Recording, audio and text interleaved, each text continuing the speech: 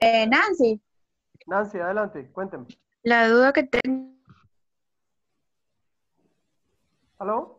mental, ¿por qué no es obligatorio que se tenga horas de terapia o cosas así para que sea obligatorio y que ya cuando tengamos que ejercer, pues ya hayamos tratado ciertas cosas de nosotros mismos? Ok, ¿por qué es obligatorio? La pregunta en concreto es, ¿por No qué que porque no necesitamos lo horas es, de terapia? ¿Es eso? no que porque no lo es, porque al principio nos habían dicho que sí, pero luego me dijeron que no es obligatorio, que Yo, queda a yo, criterio de cada quien. no, yo siento que sí es obligatorio. Yo creo Tal que el vez, criterio de cada quien, ¿quién les dijo eso? si querés le respondo yo la pregunta porque son más tal vez lineamientos de la escuela que no estabas cuando esto empezó. Ah, Cuando ya, ya. empezó el programa por semestre, teóricamente habían establecido que realmente nosotros teníamos que tener horas obligatorias de terapia, que para poder graduarte tenías que cumplir 50 horas de terapia. Lastimosamente, como todo esto es un chirmol, para serles sincero, ¿verdad? Y a cada rato cambian requisitos y Sí. lineamientos de graduación, pues ha sido algo que se ha perdido. Realmente es algo que no se certifica ya como entre los procesos de graduación. Sí es recomendable más que todo para tu crecimiento personal, ¿verdad? De que pues la realices, porque como tú dices, ¿verdad? Hay ciertos problemas que cada uno tiene o ha ido adquiriendo durante su periodo de vida. Entonces sí es recomendable y sano que tú trates tus problemáticas antes de poder tratar a un paciente, porque a la larga no sabes con qué te puedes topar. Y si yo tengo algún problema con duelo y de repente mi paciente que llega es por duelo, y no lo logro identificar al principio, puede que después de unas 5 o 6 sesiones que ya establezca rapport, que ya te das cuenta de cuál realmente es el problema, pues ya esto va a representar un conflicto realmente al final con el paciente. Entonces sí es una Es recomendación. que eso es justamente lo que veo, que a partir del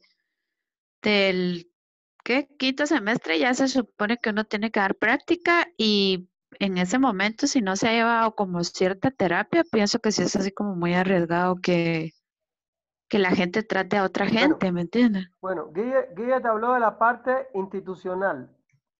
Ahora yo Ajá, te voy a hablar de la parte profesional porque tu pregunta es muy buena. Tu pregunta es muy ajá, buena gracias. y viene de la mano con todo lo que estamos hablando. ¿Qué pasa si tú eres Nancy, ¿no? Sí, ¿Qué pasa si Nancy ahora se quiere dedicar a la psicología clínica? Y el sueño de Nancy es graduarse de la carrera y que papá, por ejemplo, como pasa muchas veces ajá, acá con las chicas, y que papá le diga, cuando te gradúes te voy a poner tu clínica y yo te la voy ajá. a pagar hasta que tú despegues. Algunos papás Ujú. que pueden hacen eso con sus hijos varones y con sus hijas mujeres. Y yo no Claro. lo veo mal. O sea, yo no tuve esa ventaja que tienen estas personas, pero aquí pasa esto y me alegro mucho. ¿Qué pasa si Nancy nunca recibió una psicoterapia? ¿Qué pasa si Nancy se quiere meter a hacer psicoterapia y Nancy nunca la recibió? La pregunta es, ¿cómo andará la psicopatología y los pequeños trastornos que tenga Nancy? ¿Qué dice Nancy? ¿Cómo andará eso? Claro, o sea, no los he tratado y van a salir a relucir cuando algún paciente pues tenga Exacto. lo mismo. Muy bien. Usa la lógica elemental, del elemental Watson. Tú Ujú. ahora quieres ser la gran psicóloga clínica y tú nunca pasaste por terapia. Y te cuento que aquí en Guatemala, y jodido decirlo, pero lo voy a hacer, hay mucha gente que jamás fue a terapia y tienen clínica. ¿Qué te parece? Sí, me he topado con varias personas, por eso veo que sí es Mira crítico. tú, qué casualidad, ¿eh? ¿De dónde se estará sacando Cole eso? Ah, porque yo sé todo eso. Me ha Claro. tocado entrenar personas, me ha tocado hacer psicoterapias didácticas, yo hago clínica, ahora estoy en lo virtual, haciendo clínica, Ujú, y hay ujú. gente que te confiesa en lo virtual. Licenciado, yo tengo pacientes hace 5 años, nunca había venido a terapia, me dice. Ay, Ah, mira, qué Jesús. bonito. Claro. Ah, ¿ya me entendiste? O sea, que Sí, aunque la U ya no lo está exigiendo, usted si se va a dedicar a la clínica, usted tiene que recibir su proceso. Ahora bien, de pronto no vas a ser psicóloga clínica y vas a ser psicóloga forense o psicóloga organizacional. ujú. Igual, yo siento que todo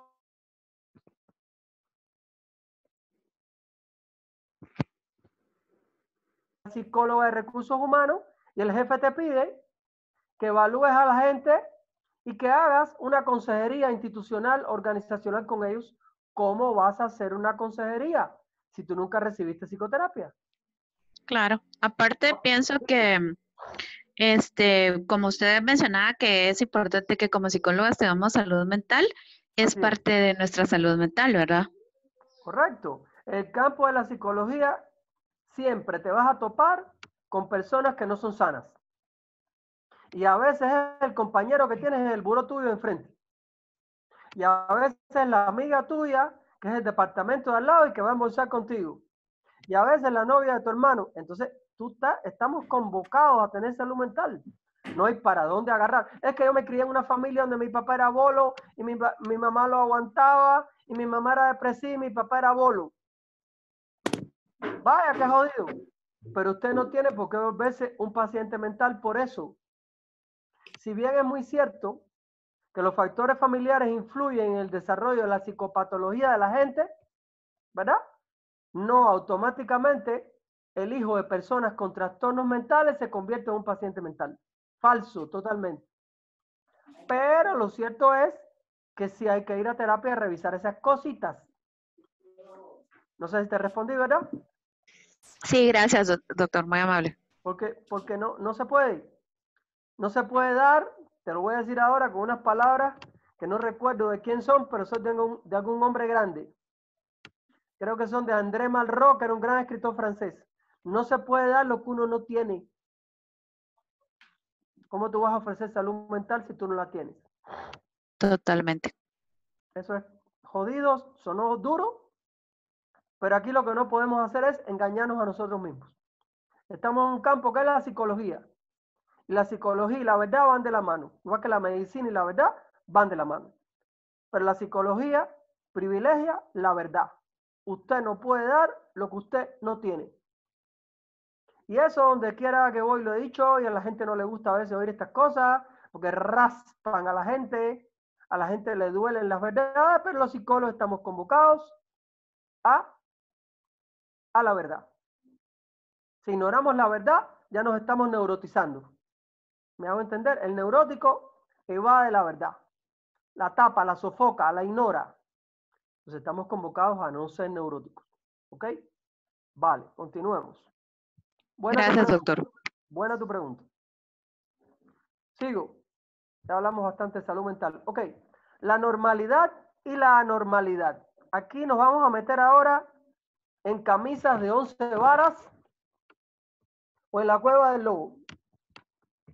Pero a mí me toca, ¿verdad? Soy profesor de psicopatología, no hay para dónde. Imparto psicopatología y en la noche psicoterapia. Bueno, vamos a hablar un poco de lo que es normal y lo que no lo es. Normal, término que se usa reiteradamente para significar lo que es más frecuente o común, en tanto que anormal es un término que se aplica a lo que es raro o fuera de común, o fuera de lo común. Por ejemplo, un adulto que mide 1,65 m tiene una estatura normal, mientras que otro con 1,40 m es anormal. Pero algunas manifestaciones mentales y conductuales consideradas anormales pueden encontrarse en algún grado en personas normales. Un maestro de karate hace muchos años, cuando era niño, me enseñó karate. Estábamos en un país diferente, éramos diplomáticos, era hijo de diplomáticos, bueno, en fin. El maestro de karate tenía como 1,40 m, era casi el tamaño. Que eso era una gran habilidad. Este tipo caminaba casi por las paredes, saltaba, que aquello era un fenómeno, parecía un mono. Era un gran profesor de karate. O sea, en su pequeña estatura le daba todavía más habilidades para las artes marciales. Jiu-jitsu, karate, muay thai, qué sé yo. El tipo era una fiera. Vamos a ver ahora algunas expresiones psicopatológicas que le pueden pasar a las personas normales. ¿Ok? Aquí, yo tratando de contextualizar siempre todo lo que hago a Guatemala, ¿verdad? Recuerden que soy extranjero, radicado en Guatemala. La ansiedad y la fobia al subirse al bus es normal en personas que han visto o sufrido asaltos en Guatemala. Y tocamos un tema álgido en Guatemala.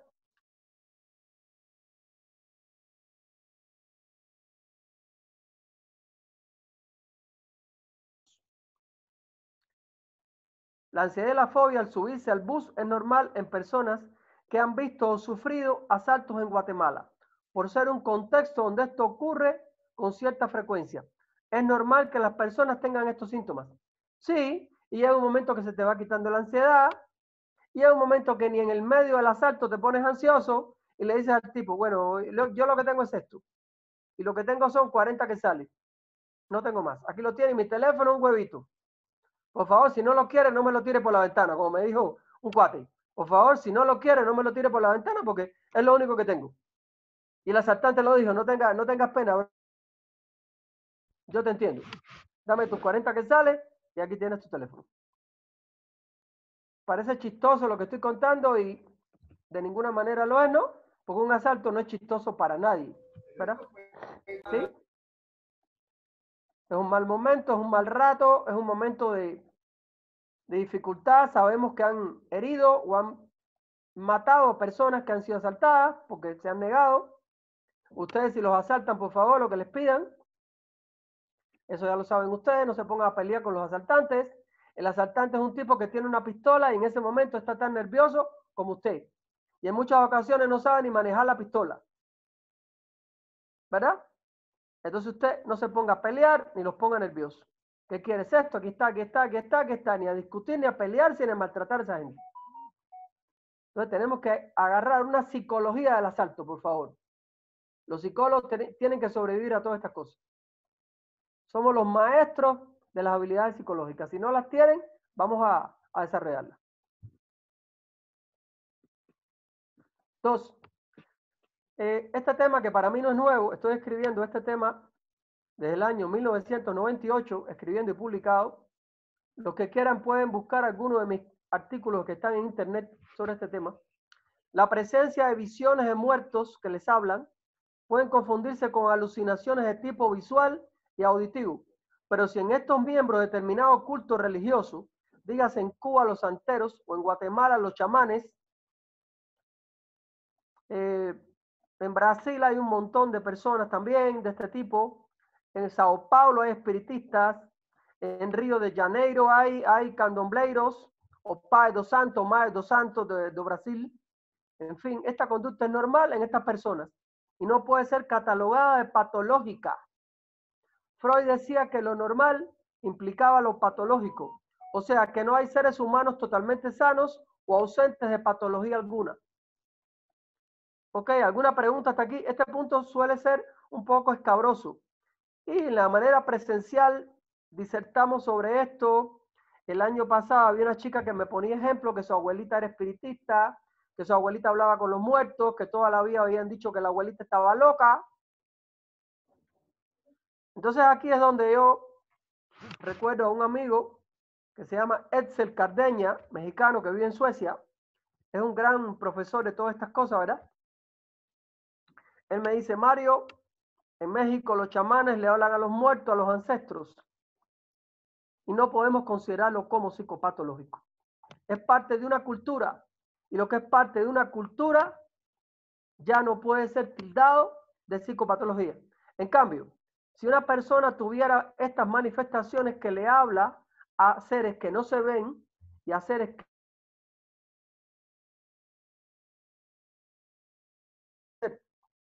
¿Me siguen? ¿Me hago entender? Sí. Sí. ¿Sí? Porque en muchas ocasiones no es que la señora de la esquina es media loca, ella dice que ella hace una misa a sus muertos.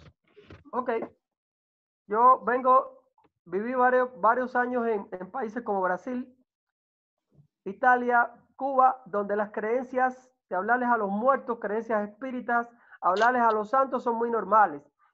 Incluso cuando se pelean con los santos, los ponen de cara a la pared y los insultan. ¿Qué les parece? Eso se da mucho en los santeros y en los Pai do Santo en Brasil. son personas que hablan a los santos, a los orichas.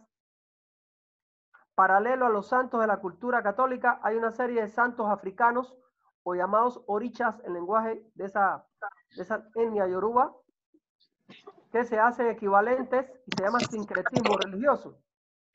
¿Ya? Por ejemplo, San Lázaro sería Babalú Ayé en la santería. Santa Bárbara sería Changó. La Virgen de la Caridad del Cobre sería Ochun, en fin. Esto es bueno conocerlo, es bueno conocer un poco de religiosidad y de hecho en algún momento vamos a leer un capítulo de la GLAP donde se habla de los síndromes culturales, ¿verdad? Y están muy asociados a la cultura y a la religión de determinados países de toda la América Latina. Tomen nota de esto por ahí. Vamos a aprender bastante de la GLAP. Creo que en un país como Guatemala la GLAP es un que no podemos ignorar, ¿verdad? La GLAP es un manual muy importante que no se puede ignorar. Incluso con el respeto de todos los psiquiatras de Guatemala que les encanta el DSM-5, excepto a mi colega y amigo el doctor Carlos Salazar, entre él y yo no nos gusta el DSM-5. Le tiramos un montón de piedras. En cambio, hay otros compañeros y colegas que lo defienden, ¿verdad? En algún momento vamos a hablar de las fortalezas y debilidades que tiene el DSM-5. Tampoco es que tampoco nos sirve. ¿Ok? Aquí podemos usar todo, siempre y cuando sea a favor nuestro y a favor de nuestros pacientes. ¿Está bien? ¿Qué más les puedo decir aquí? A veces cuando hablo de esta parte aquí me inspiro y hablo de la religiosidad. Hace muchos años hice trabajo de campo como investigador de la Academia de Ciencias de Cuba entre los espiritistas. Estudiamos a los espiritistas, a los santeros. Queríamos ponerles un diagnóstico psiquiátrico y no pudimos. Queríamos decir que estaban psicóticos y no pudimos. Eran personas integradas a la sociedad. Algunos eran profesionales, algunos eran abogados, algunos eran ingenieros, algunos eran médicos. Había un médico que era Babalao, les cuento. Lázaro Vidal. Lázaro Vidal, amén. Lázaro Vidal. Era un tipazo, el tipo, un investigador.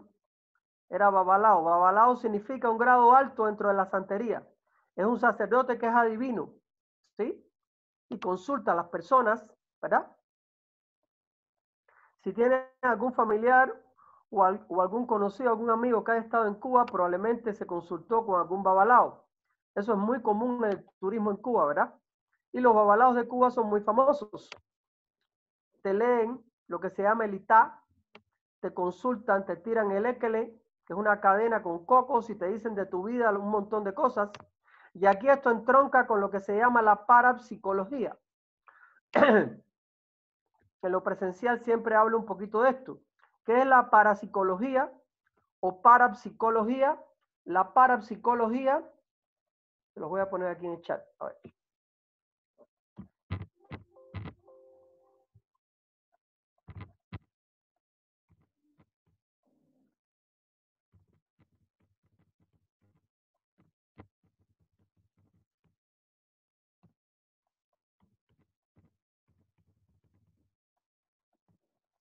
Aquí les puse en el chat Babalao, sacerdote afrocubano, es adivino, quita brujerías, ¿verdad? Ayuda a la gente.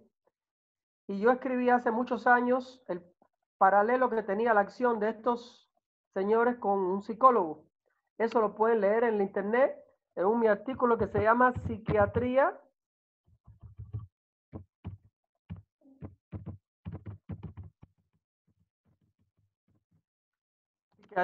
folclórica cubana, ¿verdad? Pueden leer un poquito esto, ¿sí? Psiquiatría folclórica cubana. Porque se me está descargando. Esto lo hago en un minuto, no se preocupe.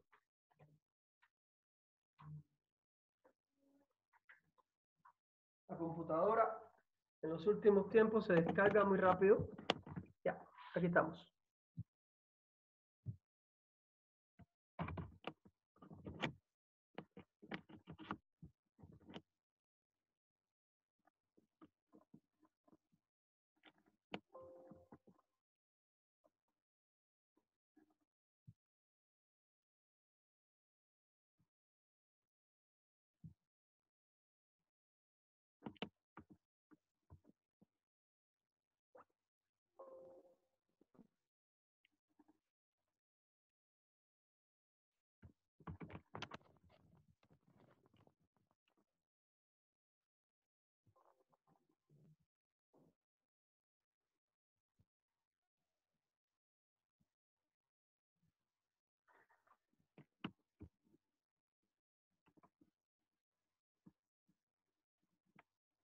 Ya logré que agarrara carga la compu, disculpen. Creo que no me ayudó. Pensé que tenía carga suficiente. Bueno, les estaba comentando esto de la parapsicología, o sea, lo normal y lo anormal. Cuando la cultura dice que estas personas son personas normales, no podemos ir en contra de la cultura de ningún país, ¿verdad? Y estas personas son personas normales, ¿sí?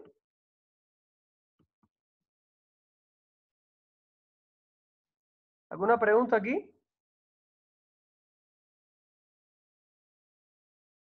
Este tema es bien interesante.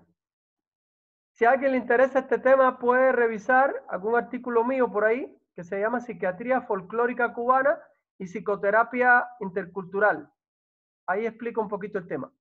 Aquí en Guatemala están los chamanes.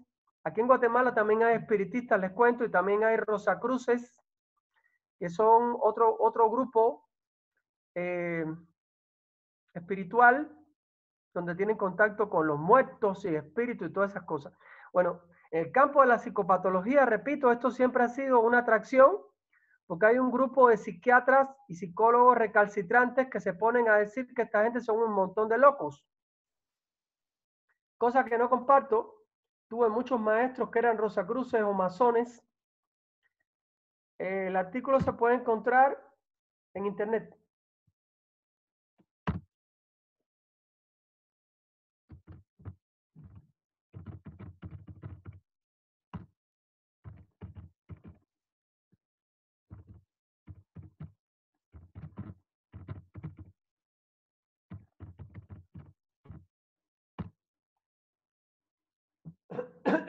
Yo trabajé con ellos durante mucho tiempo. Mi trabajo era investigarlos y darles un informe a la gente de la Academia de Ciencia.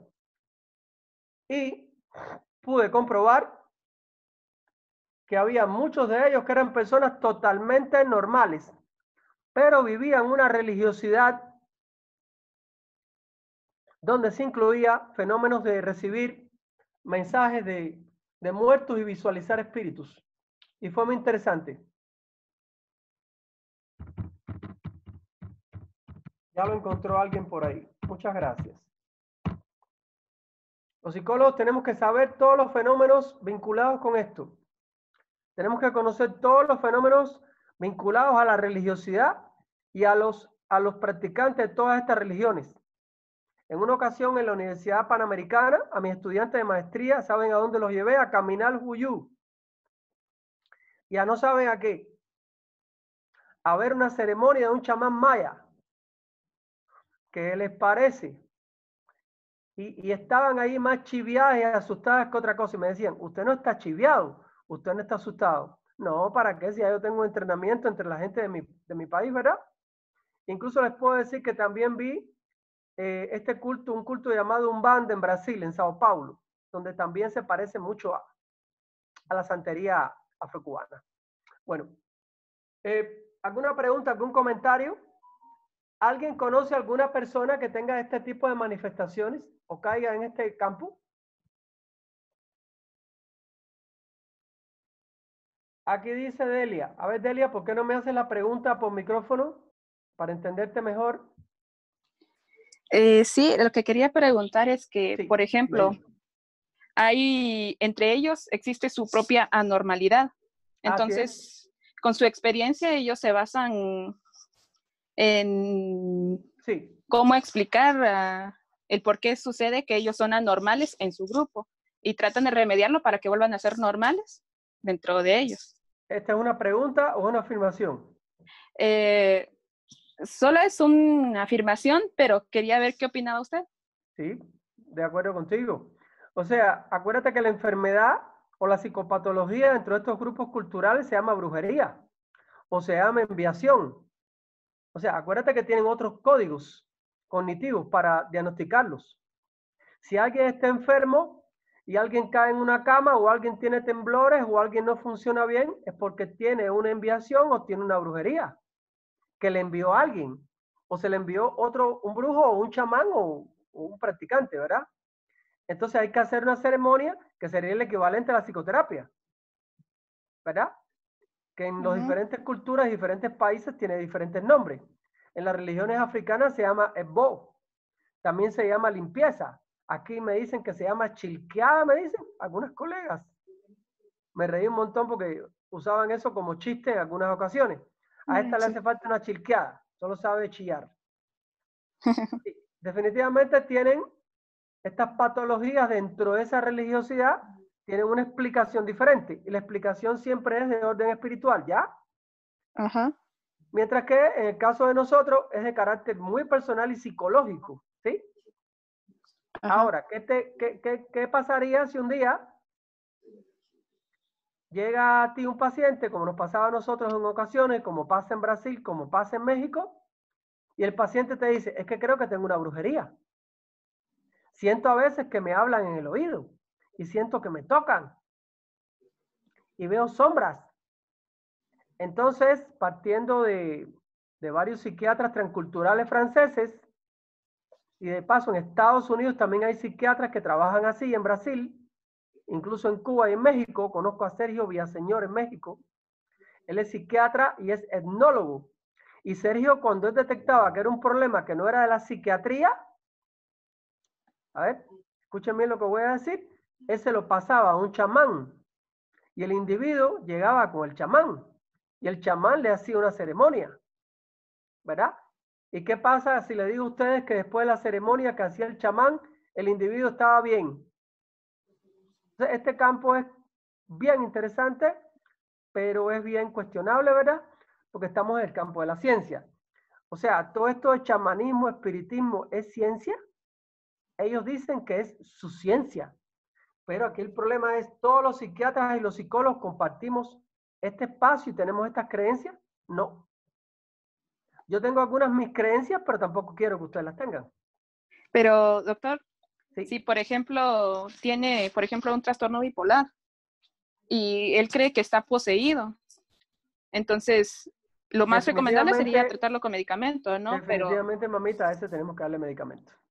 ¿Verdad? Sí, pero si quiere, si está tan obsesionado que no quiere tomar el medicamento y quiere a puro tubo que le hagan exorcismo. Entonces hay que ingresarlo a la fuerza y hay que inyectárselo o dárselo de alguna manera. El paciente mental grave, que es ese que tú estás diciendo, que es el bipolar, el esquizofrénico, y el límite, a veces hay que tratarlo a la fuerza. Así, aunque lo que estoy diciendo no suene nada bonito. ¿Sí? Y lo que tú dices es muy cierto. Pacientes bipolares y esquizofrénicos pueden decir que tienen un muerto montado, un espíritu que los asola, ¿verdad? Y es parte de la enfermedad. En la esquizofrenia se da mucho eso. ¿Sí? Entiendo. Este tema hay para traer, para llevar y para repartir. A ver, Laura González tiene algo que decir. Arriba, Laura González, comparta el micrófono. A ver, arriba. Doctor, disculpe, tengo una duda. Sí. Así como el ejemplo que usted daba, ¿cómo uno puede diferenciar que realmente es algo cultural o es algo patológico? Interesante, interesante. Mira, si la persona viene de una cultura donde la gente cree en eso. A ver, hay culturas donde está muy establecido que la media de la población cree en todas estas cosas. Léase Brasil, México, Colombia, Venezuela, Cuba, México y algunos sectores de Guatemala, aunque no está tan extendido. ¿Me sigues? Hay creencias de brujería, de que la brujería hace daño, ¿verdad? Pero si esta persona no procede de un medio cultural y empieza a decir en clínica que le echaron una brujería, es muy posible que se trate de alguien que está debutando con una psicosis o con una esquizofrenia. ¿Me hago entender? Ah, ya, sí. Pero si el individuo viene, escúchame, te cayó un paciente brasileño, aquí en Guatemala hay gente de todos lados, ¿sí? En Guatemala te puede caer gente del mundo entero. Aquí yo he tenido pacientes desde españoles hasta coreanos, hasta no sé dónde. Incluso les cuento que en Corea también creen en todo esto. O sea, los japoneses son los más brujeros y los orientales, los chinos y los coreanos son los más brujeros que ustedes han podido creer. Y tienen unas creencias en las brujerías tan grandes como cualquier caribe. Si un coreano viene y te dice que él siente que le han echado una brujería, lo más pertinente es que tú investigues si en la cultura coreana creen eso. ¿Me hago entender? Sí. O de pronto si tu paciente es español, si en la cultura española creen eso. Y te puedo adelantar que todas las creencias en el espiritismo, en la magia, ¿de dónde crees que vienen? ¿De África? No. ¿De los indígenas? No. Te cuento que el primer tipo que escribió un libro sobre el espiritismo fue un francés. Y les cuento que hay hasta una película en Netflix que se llama Kardec. Miren todo lo que he descubierto. En esta época del pandemonio del coronavirus, la película se llama Kardec. Todas estas cosas son útiles para aprender psicopatología.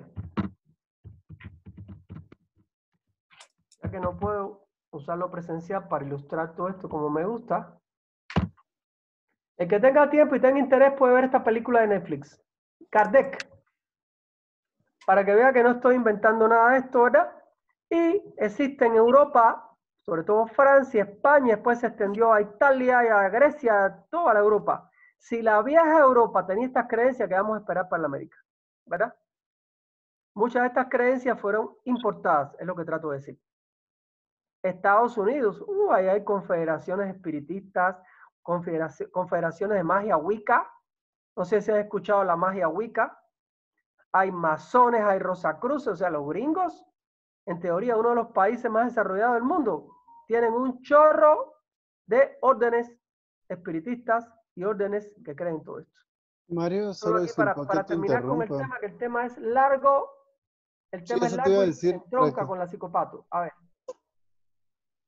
solo eso te iba a decir para que fuera cerrando porque nos quedan precisamente 4 minutos y medio. Así no dejamos a nadie en el aire. Sí, lo que pasa es que les estaba dando permiso, Guille, porque este tema tú sabes que yo lo expongo y lo amplío y ellos participan un montón, pero la participación por aquí es más limitada, ¿verdad? Pero les quería decir que no tengan pena de preguntar y de comentar. No solo pueden ser preguntas, sino comentarios. Alguien puede hacer algún comentario parecido a este, por ejemplo, que me pasó el año pasado. Ah, yo tengo una abuelita. La abuelita se pasa poniéndole velas a los santos y vasitos de agua a los espíritus. Y en la noche a veces me la cacho hablando con un espíritu que se llama no sé qué. Mi abuelita, ¿será que la tengo que llevar al psiquiatra? Ahora les preguntaría yo a ustedes, dado todo lo que estaba explicando hasta el momento. Como no los conozco, no puedo preguntarles directamente, en algún momento lo empezaré a hacer. A la abuelita habrá que llevarla al psiquiatra por estas creencias que tiene. ¿Qué dicen ustedes? No. No. La respuesta fue casi unánime de no. ¿Por qué no? Me interesa más el por qué que el no. A ver. Porque es una cuestión cultural. Es una cuestión cultural, en este caso, de ella. ¿Me sigue? También porque las creencias son aprendidas. Exacto, porque tiene un núcleo de creencias culturales, psicológicas, familiares aprendidas. Por ejemplo, tenía una amiga que es cartomántica, les cuento. Esta amiga es psicóloga. Esta amiga se fue a España con una mano adelante y la otra atrás. No sé si entienden lo que quiero decir. Se fue casi sin un medio. Tenía, creo que, ¿qué? 100 euros cuando llegó a Europa. Imagínense usted en España con 100 euros, eso es como para comer tierra. ¿Qué creen que terminó haciendo? Terminó tirando cartas, la baraja española y el tarot egipcio. Y con eso se mantuvo allí durante 6 meses en España. Hasta que salieran más o menos sus papeles, hasta que la dejaran trabajar y no sé qué. ¿Qué les parece? Y ella siempre tenía aquel don de decir cosas y podía decir cosas que iban a pasar. Y en la familia se respiraba todo esto porque ella decía que su abuela era gitana. Como ustedes saben, los gitanos tienen fama de todo. Tienen famas malas y de cosas buenas. Tienen fama de ladrones, tienen fama de delincuentes, fama de bélicos. En las telenovelas nos ponen a los gitanos como personas no muy gratas. Lamentablemente el racismo y la discriminación hace que eso se vea así. No todos los gitanos son delincuentes, ¿no? Pero lo que sí tienen los gitanos es que tienen todo este acervo cultural de la adivinación. ¿Verdad? Y si tiran cartas, lo mismo en Italia, que yo vi gitanos tirando cartas en Italia, en España, en Brasil, y son buenos para eso. ¿Ok? O sea, la abuelita no la mandamos al psiquiatra, ¿verdad que no? No. Ahora, si la abuelita de pronto, escuchen bien lo que voy a decir, si la abuelita de pronto empezara a decir que su mamá la está esperando para llevarla al colegio y que tiene que apurarse porque su mamá está allá afuera y que el bus se le va. ¿Habría que llevar aquí la abuelita al psiquiatra? Sí. La abuelita tiene 95 años, como me acaba de contar una mi amiga. Una mi amiga me dice, Mario, mi abuela el otro día se levantó, se bañó temprano, nos dijo que la arregláramos, que su mamá la estaba esperando para llevarla al colegio. A esa abuelita Pero habría que eso llevarla al pasa con colegio. los pacientes de Alzheimer. Sí. Habría que llevarla al colegio, dije yo, pues, ya me sumé al delirio de la abuelita. A esa abuelita habría que llevarla al psiquiatra. Sí. No, Esa abuelita, lamentablemente, está de psiquiatra. A ver, ¿por qué? No es importante solo el sí, sino el por qué. A ver, Yo digo Yo- que sí porque era como un comportamiento ya no muy normal, ¿verdad? O sea, ya no va al ok, ¿por qué colegio. no es normal? Quiero que me digas qué es lo irracional ahí. A ver, A lo irracional es que ella ya por su edad ya no va al colegio, ya no tiene que esperar el bus, entonces exacto. ya no Y la debería mamá de la tener ese abuelita ya no impulso. vive a los 91 años. También. Entonces todo esto está fuera de la realidad. ¿Se dan cuenta que es parte de un delirio? Sí. ¿De qué tipo? No sabría decirles en este momento. Hay delirios que pueden ser calificados, delirio de daño y perjuicio,